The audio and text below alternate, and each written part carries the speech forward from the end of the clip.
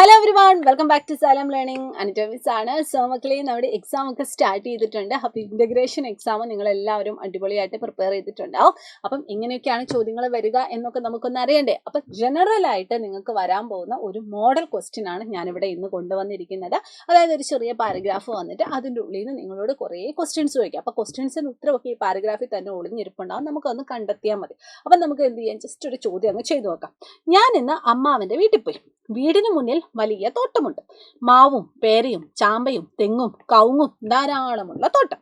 ചാടിക്കളിക്കുന്ന അണ്ണാനും പറന്നു കളിക്കുന്ന കിളികളും ഉണ്ട്. തെങ്ങിൻ പൊത്തിൽ ഒരു തത്തയെ കണ്ടു. ചിലന്തി വലയിൽ വലിയ ചിലന്തിയെ കണ്ടു. ഞാനും ജാനിയും പേരയ്ക്കയും ചാമ്പങ്ങയും തിന്നു. ഇതാണ് നമ്മുടെ ചെറിയ ഒരു സന്ദർഭം എന്ന് പറയുന്നത്.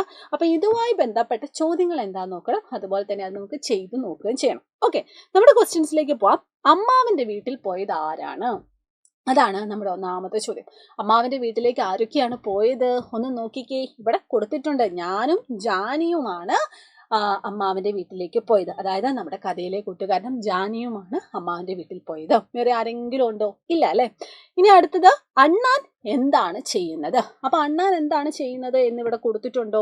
ഒന്ന് നോക്കിക്കേ. യെസ്, ചാടിക്കളിക്കുന്ന അണ്ണാനും പറന്നു കളിക്കുന്ന കിളികളും ഉണ്ടെന്നാ പറയുന്നത്. അതായത് അണ്ണാൻ ഇങ്ങനെ തോട്ടത്തില് ഒരു മരത്തിൽ നിന്നും മറ്റൊരു മരത്തിലേക്ക്, തോട്ടത്തിലെ മാവും പേരയും ചാമ്പയും തെങ്ങും കവുങ്ങും ഒക്കെ ഉണ്ട്. അപ്പൊ ഇവിടെ നിന്ന് ഒരു മരത്തിൽ നിന്ന് മറ്റൊരു മരത്തിലേക്ക് ഇങ്ങനെ ചാടി ചാടി കളിക്കുവാണ്. അപ്പൊ ഇതാണ് അതിന്റെ ഉത്തരം. ഇനി അടുത്ത ചോദ്യം, ചിലന്തി എവിടെയാണുള്ളത്? ചിലന്തി എവിടെയാ ഉള്ളത്? യെസ്, ചിലന്തി ഇതാ ചിലന്തി വലയിലാണ്. ചിലന്തി വലയിൽ ഞാൻ വലിയ ചിലന്തിയെ കണ്ടു എന്നിവിടെ പറയുന്നുണ്ട്. അപ്പൊ ചിലന്തി വലയിലാണ് ചിലന്തി ഉള്ളത്. തോട്ടത്തിലുള്ള ഏതെങ്കിലും രണ്ട് മരങ്ങളുടെ പേരെഴുതുക. ഇവിടെ രണ്ടെണ്ണമൊന്നും അല്ല, ഇവിടെ മാവുണ്ട്, പേരയുണ്ട്, ചാമ്പയുണ്ട്, തെങ്ങുണ്ട്, കവുങ്ങുമുണ്ട്. അപ്പൊ ഏതെങ്കിലും രണ്ടെണ്ണം എഴുതിയാൽ മതി കേട്ടോ. ഇനി ഈ ചിത്രത്തിന് യോജിച്ച വരി കണ്ടെത്തുക. അപ്പൊ ഈ ഒരു ചിത്രത്തിന് യോജിച്ച ഏതെങ്കിലും വാക്കോ അല്ലെങ്കിൽ ഏതെങ്കിലും പ്രസ്താവനയോ ഈ ഒരു ചെറിയ കഥയിലുണ്ടോ എന്ന് നമുക്ക് നോക്കണം. അപ്പൊ ചിത്രത്തിൽ എന്താ ഉള്ളത്? ഒരു മരത്തില് ഒരു തത്തമ്മയുണ്ട് അല്ലെ. അപ്പൊ അതിനോട് യോജിക്കുന്ന എന്തെങ്കിലും ഇവിടെ ഉണ്ടോ? യെസ്, ഇതാ തെങ്ങിൻ പൊത്തിൽ ഒരു തത്തയെ കണ്ടു. ഓക്കെ, അപ്പൊ ഇതുപോലെയുള്ള ചോദ്യങ്ങൾ നിങ്ങൾക്ക് ഇന്റഗ്രേഷനിൽ വരും. അപ്പൊ നമുക്കറിയാം ഇന്റഗ്രേഷൻ 1, 2 ഒക്കെ ഉണ്ടല്ലോ അല്ലെ. അപ്പൊ നിങ്ങൾ എന്ത് ചെയ്യുക, ഇതുപോലെ ഒരു ചെറിയ ഭാഗം തന്നിട്ട് അതിൻ്റെ ഉള്ളിൽ നിന്ന് കുറേ ക്വസ്റ്റ്യൻസ് ചോദിക്കും. അപ്പൊ ആ ചോദ്യത്തിന്റെ ഉത്തരങ്ങളൊക്കെ ഇവിടെ തന്നെ ഒളിഞ്ഞിരിപ്പുണ്ടാവും. അപ്പൊ അതൊക്കെ നിങ്ങൾക്ക് വേഗം കണ്ടുപിടിക്കാനായിട്ട് ആദ്യം തന്നെ ഇത് നിങ്ങൾ കൃത്യമായിട്ട് നല്ല രീതിയിൽ വായിച്ചു മനസ്സിലാക്കണം. അപ്പൊ സംഭവം എന്താണെന്ന് മനസ്സിലായാൽ നമുക്ക് പെട്ടെന്ന് ഉത്തരം കിട്ടും. ഇനി നമുക്ക് അടുത്ത ചോദ്യത്തിലേക്ക് പോവാം. താഴെ കൊടുത്തവയിൽ നിന്നും ജലസ്രോതസ്സുകൾ വരച്ച് യോജിപ്പിക്കാം. സിമ്പിൾ ആണ്. അപ്പൊ ഇവിടെ ഏതൊക്കെയാണ് ജലസ്രോതസ്? മഴവില്ലുണ്ടോ?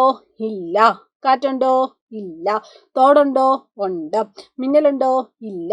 അമ്പലുണ്ടോ? ഇല്ല. പുഴയുണ്ട്, കടലുണ്ട്, കാടില്ല, തടാകമുണ്ട്, മരമില്ല, കിണറുണ്ട്. അപ്പൊ ഇതൊക്കെ ജലസ്രോതസ്സുകൾക്ക് ഉദാഹരണമാണ്.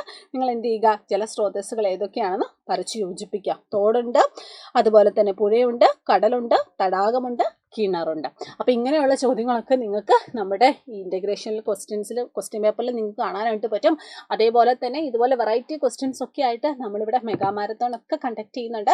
അപ്പൊ എല്ലാവരും എന്ത് ചെയ്യുക, ഇനി അങ്ങോട്ടേക്ക് എല്ലാ ദിവസവും കൃത്യം 7:30 നമ്മുടെ യൂട്യൂബ് ചാനൽ ജോയിൻ ചെയ്യുക. അവിടെ നിങ്ങൾക്കായിട്ട് നിങ്ങളുടെ എക്സാം ഏതാണോ ആ എക്സാമുമായിട്ട് ബന്ധപ്പെട്ട മെഗാ മാരത്തോൺ ഒക്കെ ഉണ്ടാവും. അപ്പൊ എല്ലാവരും അടിപൊളിയായിട്ട് അറ്റൻഡ് ചെയ്യാം. അപ്പൊ എല്ലാ മക്കൾക്കും all the very best. Thank you so much. By.